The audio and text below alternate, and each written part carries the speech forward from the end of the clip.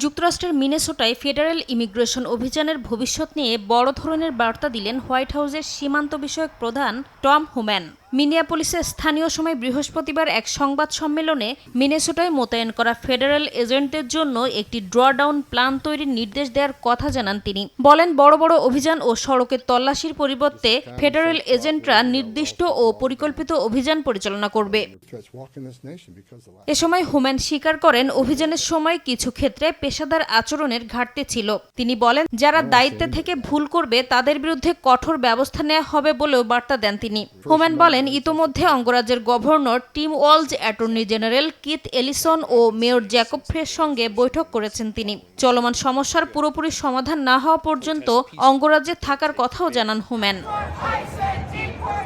এদিকে অভিবাসন কর্মকর্তাদের অবৈধ অভিবাসীদের বিরুদ্ধে অভিযানের নামে ব্যাপক ধরপাকড় ও গুলিতে 2 মার্কিন নাগরিক নিহতের ঘটনায় ওয়াশিংটনের ওপর চাপ বাড়ছে।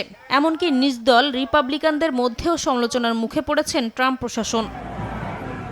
নানা সমালোচনার মধ্যেও থেমে নেই অবৈধ অভিবাসীদের বিরুদ্ধে অভিযান। দেশটির ইমিগ্রেশন অ্যান্ড কাস্টমস এনফোর্সমেন্ট আইসিই জানায়, মেইন অঙ্গরাজ্যে চলমান অভিযানে চলতি মাসের শেষের দিকে মাত্র 4 দিনে 2 শতাধিক অবৈধ অভিবাসী গ্রেপ্তার করা হয়েছে।